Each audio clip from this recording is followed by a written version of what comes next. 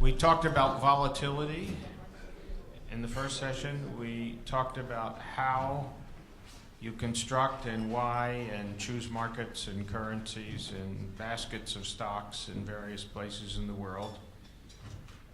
And now we're going to get into the weeds, under the weeds, Vito.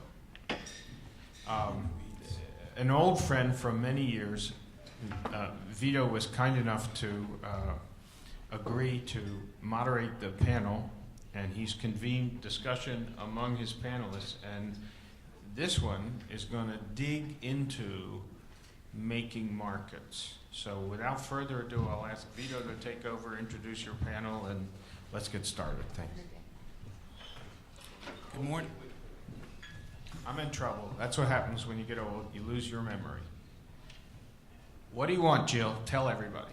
Please fill out your survey that's in your booklet. Okay. Thank you. Please fill out the survey and give it to Jill. Thank you. Thanks, David.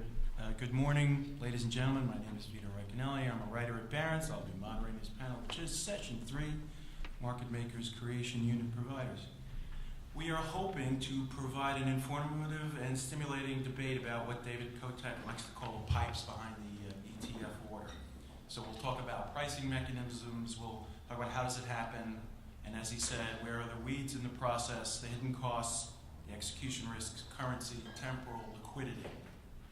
We have an accomplished and knowledgeable panel here with us who will tell us how they do it and about the pitfalls. So there's, to my left, Mohit Bajaj, who's the Director of ETF and Portfolio Services at Wallach Beth.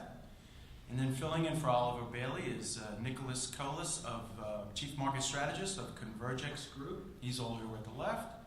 And then filling in for Joe Mahoney is Dan Maklowitz, he's a senior member of the ETF Sales Group at Jane Street Execution Services. So what I want to do is very briefly, starting with Mohit and then going to the left, real quick, tell us a little bit about you and the firm, and then we'll get right into the debate. Thank you. Good morning. My name is Mohit Bajaj. I currently work at Wallach Beth Capital under ETF and Portfolio Trading Desk. A little color on our firm. We specialize in helping our clients achieve best execution on many of their ETF and portfolio trading strategies. We most recently won Market Maker of the Year this year by ETF.com. A little background on myself. I worked at some of the largest investment banks under ETF and program trading desks, specializing in both domestic and internationally based exchange-listed products. So over the years, I've seen the area grow and evolve, and I know as years to come, it'll continue to do so. Dan?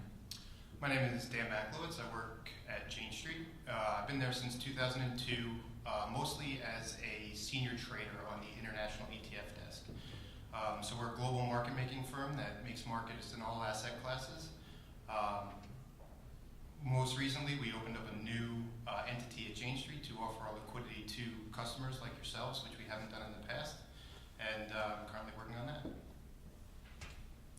Nick Coles from Convergex Group. We are an agency-oriented broker-dealer based here in New York. We have an ETF desk as well as program trading desk. I'm the chief market strategist, so I don't sit on the desk, but I do a weekly or daily market commentary piece where I very often look at implied volatilities and correlations across a variety of ETFs and asset classes. So I'd love to be able to bring that data-driven part of the discussion into what we're going to talk about today. Great, thanks, Nick. Okay, we're going to also have question and answers at the end, so we'll leave time for that. So let's start with the general and the basic, and then we'll move to specific and complicated. And we'll start with Mohit, and we'll say what generally causes an ETF to be priced at a premium or a discount to net asset value. And what I really would love for all three of you throughout the conversation is, whenever you can, get tangible with basis points, because people want to know, what does it cost on these risks? So Mohit, let's start with you. Great. So I think something a lot of people don't realize is ETFs have two prices. One is the price you buy in your own brokerage account, and two, it's its NAV, net asset value. Net asset value is essentially the value of all the underlying stocks in the ETF fund itself. So why does the ETF trade at a premium? Especially with international names, a lot of it is due to the bid-ask spread of the underlying basket. So trading international, I always like to tell people this, trading international stocks is no different than trading stocks here in the States. There's a bid-ask spread of the baskets. some stocks are going to be more liquid than others. So obviously, the more liquid names are going to have a tighter bid-ask spread than obviously the smaller cap, wider names. There's international fees. A lot of countries have stamp taxes and different duties. Hong Kong has a 10.8 basis point stamp levy. There's also execution charges and FX as well. There's FX slippage baked into the fund itself. So you kind of compile all that together, and that's the reason why a stock, an ETF, trades at a premium to its NAV. It's a compilation of all those costs that it costs you as an investor to get in and out of that fund. Yeah, I think you hit mostly nail on the head. The only thing I would add is that the ETF itself has liquidity as well. So emerging like EEM is an extremely liquid ETF. Some of the constituents of EEM are not very liquid, for example. So the liquidity of the ETF matters itself as well. If you have an ETF that is not very liquid itself, the underlying components can be very liquid or not liquid, but the ETF might be a percent wide because there's no interest in that product. One of the things that you need to think about is crossing the bid-ask spread of the ETF as well as the underlying constituents. And then obviously the fees and so forth associated with trading the underlyings and the creation redemption process. For smaller trades, you can, market makers that take risk, like Jane Street, you kind of, you can put some of the inventory on your balance sheet and trade it back and forth. You don't need to worry about accessing the underlyings. For larger trades where you think you're going to have to create or redeem to take that position off, now you're talking about introducing all those extra costs that Mo was talking about. So something else worth thinking about. Yeah, to take a little higher level point of the discussion, the way I think about any marketplace comes down to two things. What's the correlation to other markets that are easily understandable, and what is the implied volatility and historical volatility of the asset in question? The way we think about this with the S&P is how do different sectors correlate to the S&P, and then what is the VIX or the implied volatility of the S&P? And those tend to be what drive the spread, right? When you get high volatility, things widen out. When you get narrow volatility, things tighten down. And I think we're going to be talking about Germany as one exemplar. So looking at EWJ, for example, to give you some examples, if you're trading EWJ, it's the German ETF, and it basically is the only broad EWG, EWG. If you're looking at trading that one, the correlation has run all the way from 92% of the S&P down to 50% of the S&P. And the implied volatility has spiked and correlated directly with the VIX. So a high of over 20% in June, October, and February over the past year, and is now just 13.7%. So in thinking about these spreads and thinking about how costly it is to trade anything, we should always be thinking about implied vols, historical vols, and how easy it is to get a hedge off, which is the correlation to something liquid like the S&P 500. But the EWG would also be fairly liquid, wouldn't it? Yes. All right. So while we're talking about Germany, let's get into a real world example. You could, as a buyer, you could buy a German ETF at 10 a.m.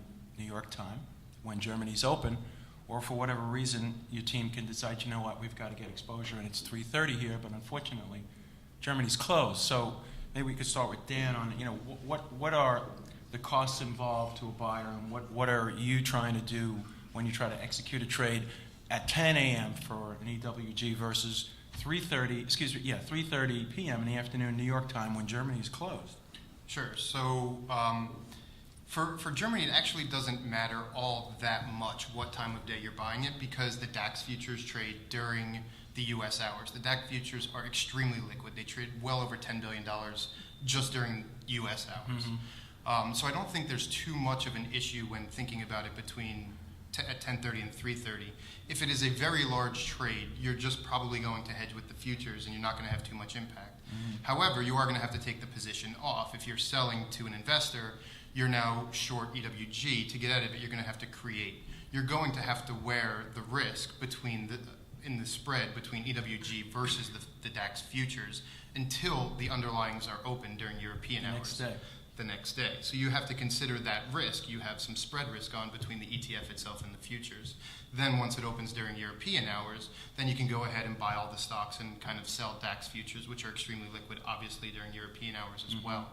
So unless it is a really, really massive trade, it's not going to matter too much from a liquidity standpoint between 10:30 and and 330. For other products, however, where you don't have a liquid future, you need to consider that you're obviously going to be a little bit wider while it's closed as opposed to when it's open. So they're all factors into considering, like if you're going to trade an ETF, knowing how much of the underlying basket is currently open, and even if it's closed, what other products can market makers hedge with to reduce the cost for the end investor. Right. I'd like to add that exactly what Dan said, but the ETF itself is pretty liquid as well. So throughout the day, even though, yes, there are futures that you can technically hedge yourself with, a lot of market makers will just buy the ETF because the thickness of the bid and ask of the book is going to be pretty liquid for anyone to hedge themselves. So you don't have to necessarily buy the futures and run that correlation risk or that tracking between the futures and the ETF, which is pretty tight, but you can essentially just buy the ETF outright and cover your position. And one risk that I think about when you say it's pretty liquid, you deal with the futures, but I mean, overnight stuff happens. The Ukraine happens, and does that mean anything for a buyer and the person who executes the trade? I mean, well, in this particular case, you're really only interested in the spread between the two. So if Germany, let's say, has some idiosyncratic event and it outperforms 10%, you would assume you don't expect to lose 10% on your bet. The DAX would go up 9.5%, just making up numbers, and EWG would go up 10%. So you have that risk. It's just the risk between the two spreads. So even when an idiosyncratic event happens, you're still hedged. Now, Germany's obviously, again, it's a very simple case. There are other ETFs out there where you don't have a good hedge, and you have to wear that risk. Well, what might you want to, if we're sticking to Europe or in that part of the world, or are there any that come to mind? There's nothing I could think of right off the top of my head. I would say as long as the creation redemption mechanism doesn't fail, I think you're pretty safe. You only have to wear the hedge until it reopens. And if there's turmoil, then you can kind of price that in going into the trade. So you don't need to worry about it. I can't think of an exact example. Okay. Probably some of the more of the emerging market names, I would think, like maybe India or Indonesia or Philippines. Trying to hedge those names overnight could be a little tricky. South Korea, for example, has their Kospi futures are pretty liquid, similar to the DAX, right? So I think market makers are always trying to find something better or as correlated to the ETF to hedge themselves, so they can minimize that risk overnight. Right. I was going to go to Asia next, and you anticipated me, and some of those are EMs, but I mean, what about Japan? Fairly straightforward, I would take it, right? Or yeah, again, Nikkei futures trading during U.S. hours. There's just not much to worry about there. Also, when it comes to currencies, in Europe, the euro is extremely liquid. The yen is extremely liquid, so there's really not too much risk there either. are there any idiosyncratic things in Asia? I think you mentioned the stamp tax that we should take into account, whether it's a tax, whether it's a regulatory issue that enters into the discussion, whether it's in Indonesia or India or other countries that people may want to get exposure to through an ETF. Well, Indonesia's really the case study, right? Yeah. Indonesia's got the capital controls. That's probably the hardest, one of the hardest. Thailand, I think, is another one. Right. You have to go country by country, area by area, but those, I think, are the two worst, right? Yeah, I And think what is the capital control? I mean, specifically, what does it do in your, in your trading? Basically, the traditional capital control is you have to show that you've done a trade in order to get the offsetting currency exposure. Mhm. You have to. They don't like just speculative currency moves, Right. so you actually have to show that you're a real buyer, a real seller Of equity. of equity, and Right. show the trade in order to get the currency. Right. They don't want you to be speculating on their currency, which at that moment may be in trouble, for example. Yeah, typically, volume and speculation run in tandem. Yeah, okay. Now let's talk about ETF sponsors. And here, I don't expect you to name names. You can if you want. But obviously, some sponsors are more market friendly than others. And rather than naming names, I think our audience would profit by knowing, in your experience, what are the sort of practices that are market friendly, and what are the ones that are not, and that they have to watch out for. Personally, I think certain ETF providers, they fair value their funds. Obviously, I'm not going to say name names. You But can ask him afterwards. but I think when you're as a market maker trying to hedge your book, if you don't necessarily know where NAV is going to be struck the next day, it gets a little tough for someone to kind of properly hedge their book. You're going to have a little bit of tracking error, and those are some of the hardships I faced when I was making markets. Yeah, I think another one is like expense ratios, obviously. I think most issuers do what they can to keep them as low as possible. It's more dependent on the product than the issuer. There are some issues that have, obviously Vanguard has moved from MSCI to FTSE to try to make their funds a little bit cheaper. I think it's more driven by the type of product. If it's more expensive to have to manage the portfolio, then the expense ratio tends to be a little bit higher. And I think that's the driving force. Obviously, it's pretty well documented that Vanguard does what they can to keep their fees as low as possible. I would toss into the mix create redeem size. Sure. There's That's a a wide good one. variety of create redeem size differences. The average is around 50,000 shares. These guys are really the experts, but this is sort of what I think about as one step removed. EWJ, I think, is what, 600, 300,000? Correct, 600. Yeah, it's a big, big number. So just don't assume that you can walk into these guys and do a create redeem with a certain notional amount because it sort of fits around 50,000 shares. It varies quite a bit, and that's an important thing to focus on. The other thing would be, as you see new ETFs trade, realize those are a little bit harder for these guys to trade right out of the box because they're new. They don't have a track record. You don't have established correlations, established volatilities. So we're still seeing a lot of net new creates of different kinds of ETFs, a lot of them overseas. So just be aware that the first 6 months won't be as easy as the next 6 months. Yeah, that's a really good point. The funds with the higher number of creation units, EEM happens to be 450, EWJ I guess is 600. It doesn't really matter that they're high units because market makers that have a balance sheet and carry inventory, they just manage it. When they get to greater than 600,000, they can create a redeem, and carrying the risk is not a big deal. It is the new issues, the smaller ones, where if you want to buy 10,000 shares of an ETF, as a market maker, if I want to sell it to you, I sell you 10,000 shares. I'm going to get bought in on those 10,000 shares, so I have to go and create. So I go and create, and let's say the unit's 100,000. I now have to carry that inventory of 90,000 shares on my book, and that's eating up capital. So keeping the unit size down is a really key thing to, especially when a product is new, to keeping your costs down. And is it possible to talk about cost differential, and getting tangible? Is there these risks? I mean, it varies fund to fund depending on the creation size, depending on the price of the product. But the key element is you're tying up capital that could be doing something else. That's really the key element there. So to try to quantify that, it varies so much from fund to fund that it's really difficult. I think it really matters also that you, as an investor, you guys get multiple opinions on how an ETF is priced. So, coming to a firm like Wallach Beth, who will source out different pricing for some of the thinner name ETFs, it's going to help you improve your own cost basis. Because I think some firms view different ETFs, they price them a little bit wider than other firms because just of, like Dan was saying, the balance sheet that they have or different access to the local markets. Okay, and Mohit, you had mentioned hedged ETFs and where the sponsors hedge away currency risk. I mean, is that a guaranteed smoother ride versus one that doesn't? I mean, is there a case where that isn't true?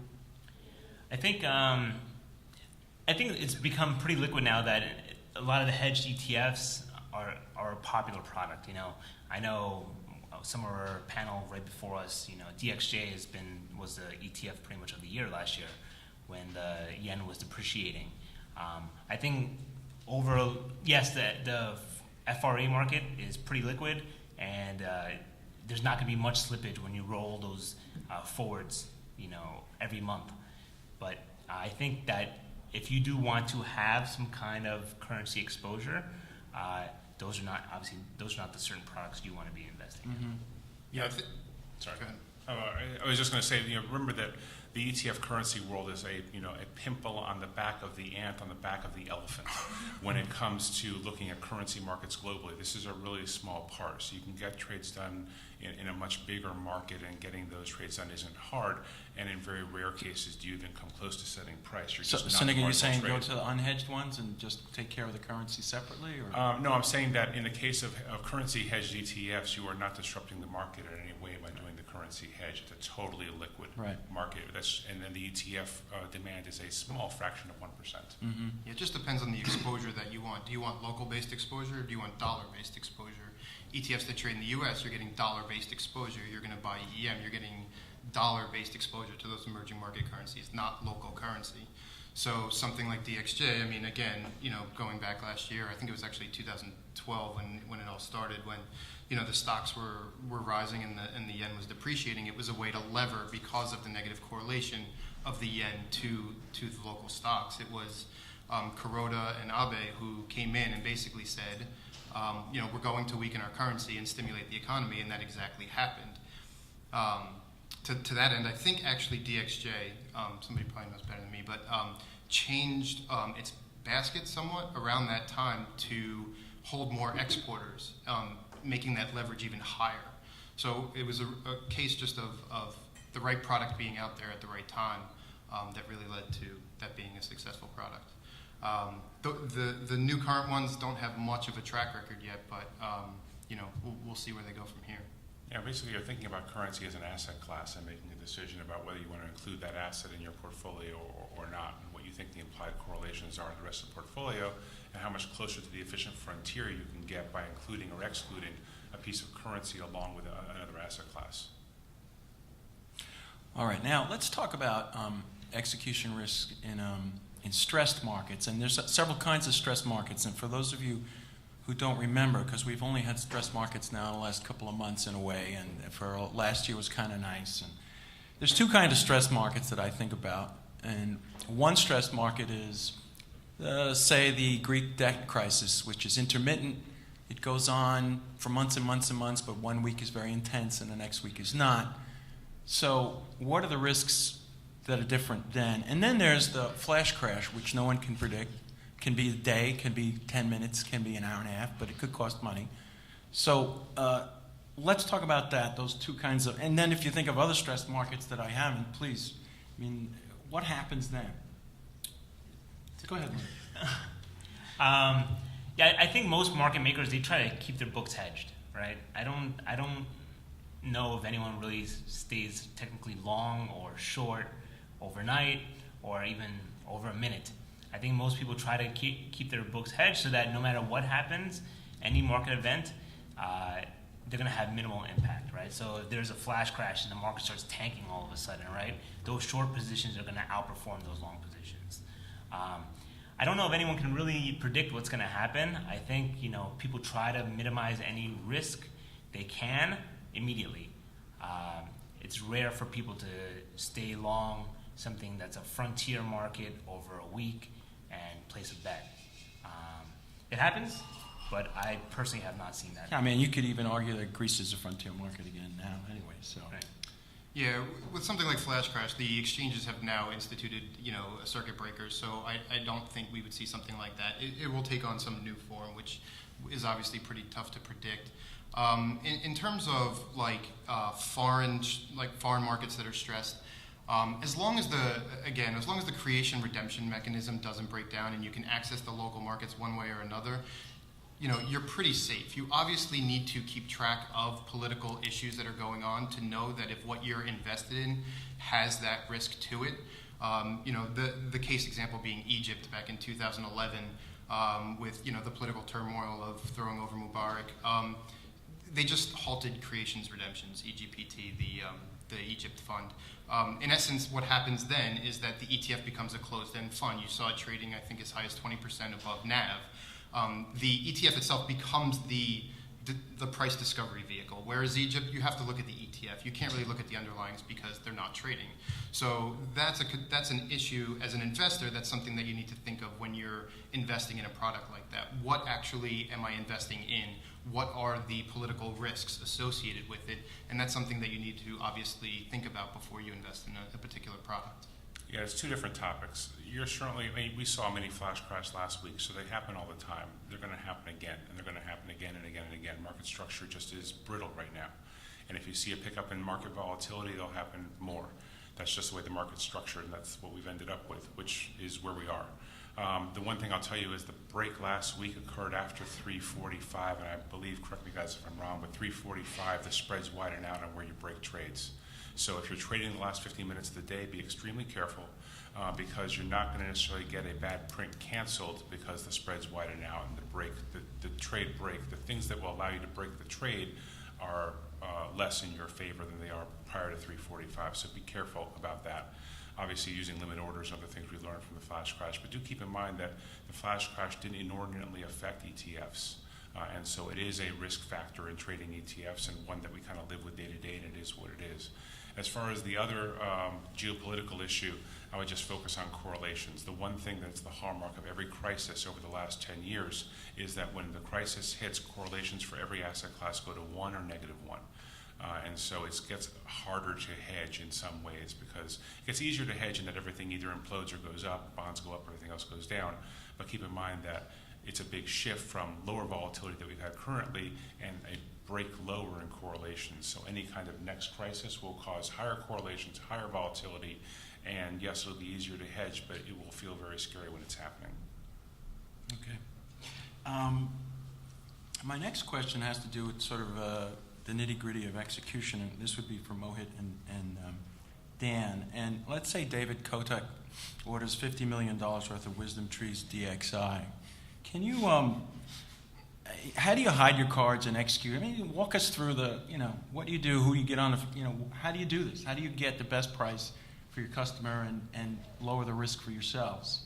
Mohit, you want to start? Sure. At WalletBeth, we have a pool of liquidity network of about 40 different providers that we use who each specialize in a certain type of asset class. When we go out to our liquidity network, we'll see who's the best in Japan or who's the best in Italy. Those 3 or 4 different people will quote it two-sided. We'll say, hey, I need a bid and ask on $50 million of DXJ, DXI, whatever the product is. You do the whole 50, or you want to say like 25, so 25? That's the thing. So depending on the sheer quantity and how much it trades, maybe I'll ask for the whole 50, or maybe I'll get staggered amounts. Where would you be on $10 million worth, or where would you be on $25 million worth? So that's how we aggregate prices. So essentially, if someone's going to be tighter on a smaller piece, if a few of our liquidity network is going to be tighter on smaller pieces, we'll aggregate all those smaller pieces and give our customer basically the best price from there. Well, at Jane Street, we only source liquidity from ourselves. We take all the risk ourselves. The way that we would approach that order is thinking about what costs are associated with that trade. If we are going to sell $50 million worth of DXI, then we are going to think about how much it's going to cost to create it and take the position off. And then there's some risk associated with that. So we put a little buffer in there so that so that we can take into account impact, fees associated, all those types of things. And then we'll try to work with Dave himself and try to figure out how he wants it done.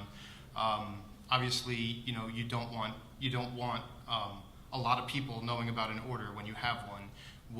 You want to work with your broker and figure out what the best way is to go about executing it to minimize your impact.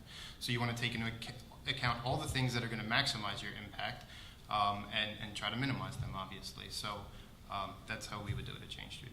Yeah, I would toss in one thing. While you're talking to them, also call us and find out what the actual NAV is. Sorry, I didn't mean to leave you out, Nicholas. No, that's fine.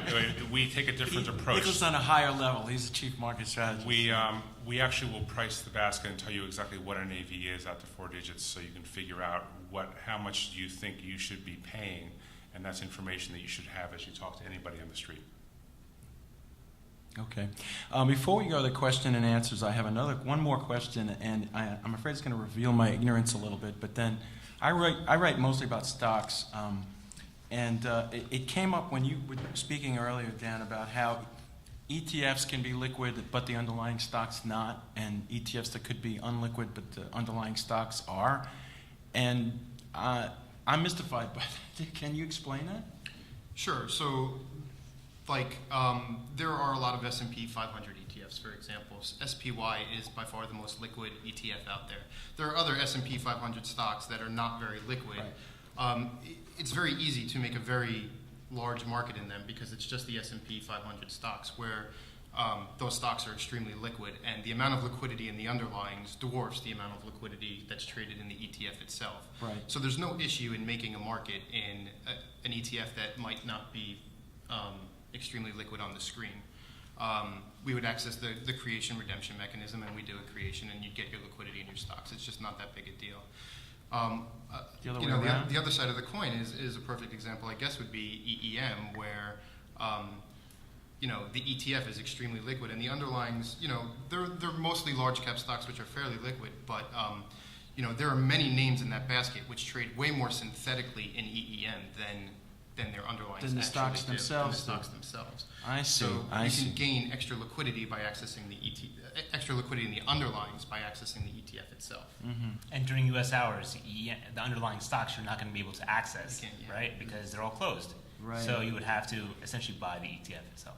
Right. It's Okay. also a good point on the short side as well, because it's, for those of you who can go short, ETFs are a convenient way to go short. And sometimes when you go short, you actually you cause a create, by the way. So when you see money flows into and out of ETFs, realize that a portion of that is actually created for the purpose of shorting the security. So you might see, Spiders created 10 million shares yesterday. It doesn't mean that there was $10 million of demand to go long. Okay. All right, so shall we open it up to questions? Do we have any questions out there from anyone? Otherwise, you'll let me ask the questions. I'll keep asking them, so don't be shy. Well, one other thing I wanted to talk about, and we touched on it a little bit, was emerging market currencies and the risks involved there. And I think we touched on it briefly at the beginning, but is there anything else? I mean, are there any particular markets that you've had experience in emerging markets that are very difficult and people should watch out for? Go ahead, Mark. Yeah, I think currencies in certain markets you just have to be careful with because you're not going to be able to execute it yourself. Certain markets, they're considered identification markets or ID markets. So you're not essentially, in your own books, if you're sitting here in the United States, you're not going to be able to FX your own transaction. India is a great example. India is considered an ID market.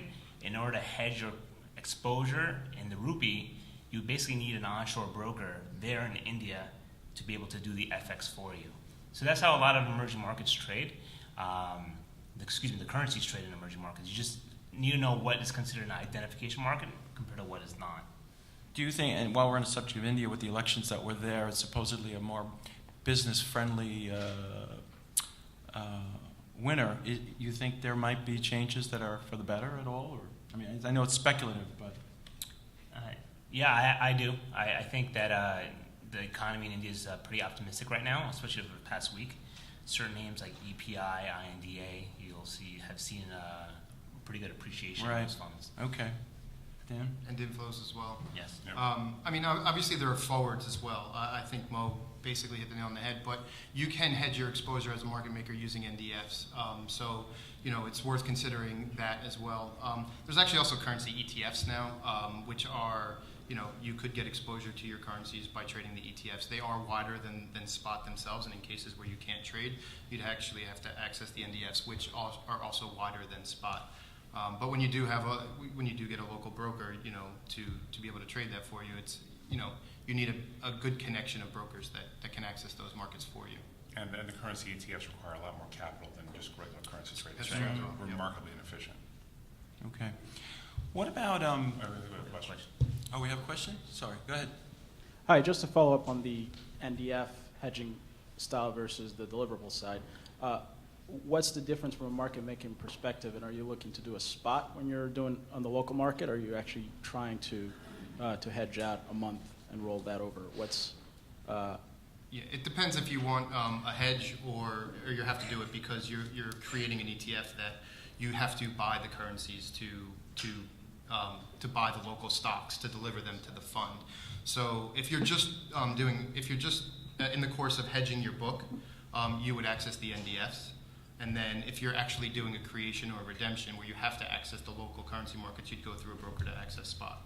And don't forget with NDFs, you have to consistently roll them, right? So every month, every quarter, those expire. They're like an option. You have to roll them over to the next period. Nick, anything on that? Or? No, that's Okay. Do we have another question? Yes, David. Thank you for the execution of the $50 million. You are revealing nuances, like the creation unit when you do a short. Very few people understand the nuances. More people read books about front-running, dark pools, and other mechanisms. And in those books, the front runners are disparaged, and somebody like me would agree with that. If murder were legal, they wouldn't exist. The issue of pools is another matter. And a full disclosure, our firm has dealt with this wonderful panel, all three firms, and feels comfortable enough to do so. How do you protect our clients, the folks in this room? How do you keep them from the front-running issue? How do you use a pool for the benefit? There's a lot of disparagement.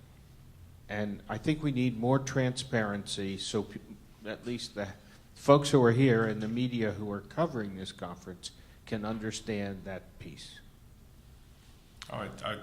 It's an awesome question. I would toss out a couple of things. The first is obviously you want to be very careful with who you work with as brokers. You want to work with people who you can trust. That's sort of an obvious point. The second point is you want to work with people that do a lot of work in the algorithmic trading space so that they build their own algorithms. And these are the programs that actually will go through and parse out an order and deliver it to different marketplaces that have the best price.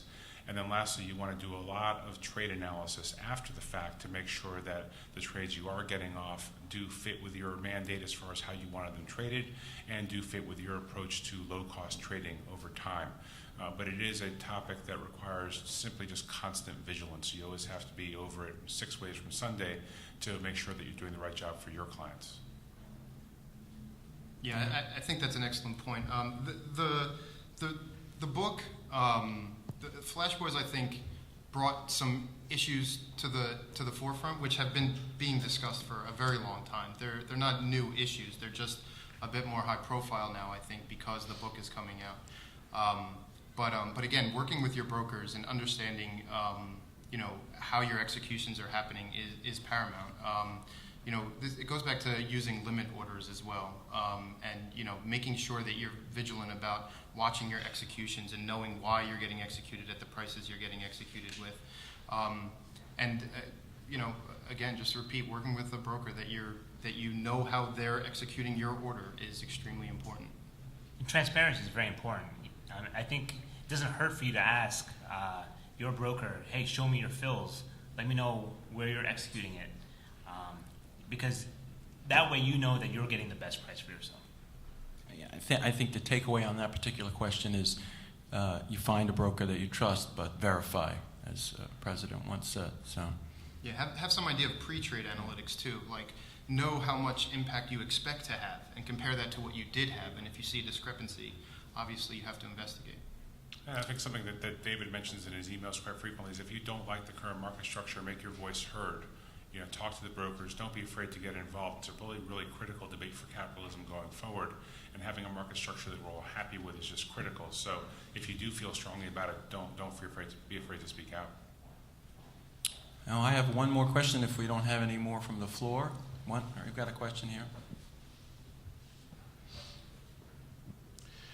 I understand India has been on a tear recently, but I was somewhat surprised to see EM up 3% last week when apparently we were all worried about deflation with the Treasury bond yield coming down to 2.5%. What's going on here? Is there something in terms of the leverage trades that everybody who was long momentum stocks was short EM, or what's happening here? Can you give us any clarity? question. That's a good question. Yeah, it's a wonderful question. The short answer is yes. I think there was an element of that. I think there was also, this has been a year of reversion to the mean for a whole range of ideas. So bonds were hated at the end of last year. EEM was hated. Guess what? Both are doing better. U.S. stocks was the no-brainer trade, and that's not been doing so well. So it feels very much like every presupposition we had on December 31st has at very least been tested this year, if not absolutely reversed. EEM was a hated trade, and EFA was a beloved trade. And so it's to my mind, so far this year, it's been more about responding to the overweights that we all had at the end of last year than any kind of really novel approach to either analysis or money flows. Yeah, I'd have to say that bond market activity is definitely baffling a lot of people. So, any other questions? Another one?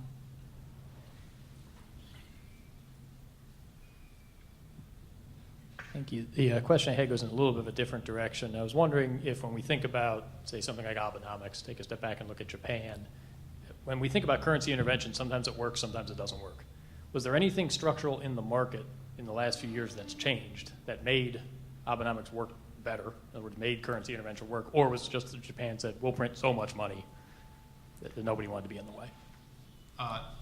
That's a good question. I'm not sure, but whatever it was, it did work. My guess would be that it was so much money that there was nothing to do but economic stimulus. But I'm not sure. We'll see what happens going forward with other political events. To me, it's striking how the return profile, if you just look at the chart, you have this rip where it worked in terms of an investment thesis extremely well until about a year ago, and then it just flatlined and stopped working. And if you're a technician, this whole price action since about 15 months ago is like one gigantic wedge coming up to a point that's going to break one way or the other in the next 2 or 3 months. And then we'll know one way or the other if it actually is going to work over the long term. But yeah, the returns were really chunky and really fast, and I think it became a crowded trade extremely quickly.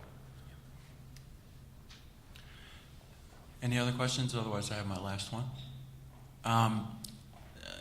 We live in a time of extraordinarily low interest rates, and everyone thinks that's going to change sometime fairly in the near term, middle term.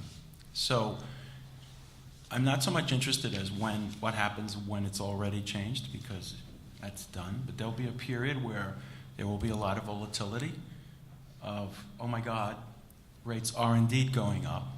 And during that period, people are going to want to buy and sell ETFs. And are there any risks inherent in that for you guys that folks should know about during that period? I mean, it's a kind of a stress period in a way, right? So is there anything in particular when rates start to go up? Maybe they'll go up pretty quickly. Who knows? I'll toss out like one or two ideas. The first is it matters how long it takes the market to come to this new conclusion. Right. Mm-hmm. Because obviously we came to that conclusion in December of last year and it was dead smoking wrong Yeah. with a 0% GDP print and a still very sluggish labor market. So if the market comes to that realization slowly and persistently over the next year or two, then I think you'll see the VIX stay below 20, volatility stay low, spreads stay tight, and people will gradually rotate into the idea. Mm-hmm. If it happens quickly, I'm not sure why it would, but if it happens quickly, like with a... But there's history for that, Nick. I mean, you know, There- remember 94? I mean, it happened in... 94 was Dead. different. 94 was different, right? We were talking about 8% long rates in 94, and you had a Fed that really went from easing to tightening from April through, say, October of that year, and the market was still up 6% on the year. It just cyclicals and financials really rolled, and new areas took over leadership. So I'm more worried that if you get 2 or 3 really crazy CPI prints or something else that we aren't expecting, or you get an oil shock that really drives kind of a more implicit inflation than CPI inflation, that the market begins to reweight dramatically towards the next recession. So I guess my bottom line is if it happens slowly and grinds away, I think we'll be fine. I think if you get an exogenous shock, and with the VIX at 12, you just got to believe we're getting close to an exogenous shock. Yeah, that would get my vote. I mean, And so in that respect, just keep in mind, spreads will widen out. These guys will be extremely busy. And so, give them a little slack because they're going to be facing a lot of stuff. We appreciate that. Yeah, we're as market makers, we're basically reactionary to the market. So depending on what happens in the market, we will react to it, and you'll see that reflected in ETF prices. ETF prices may widen out a little bit depending on what's going on in the underlyings. Typically, higher volatility leads to wider markets, both in the underlyings and the ETFs themselves, and in all asset classes, basically. So when you get that pop, you should expect prices to widen out slightly. That's right. Yeah. No, exactly said. I mean, obviously when vol increases, then a market maker is inherently taking on more risk, right? Hence why prices widen out. Okay. All right. Any other potential questions from the floor? Otherwise, no others? Okay. So I'm going to thank my panelists very much. I appreciate it, and I hope that everyone enjoyed the discussion. Thank you very much. Thank you.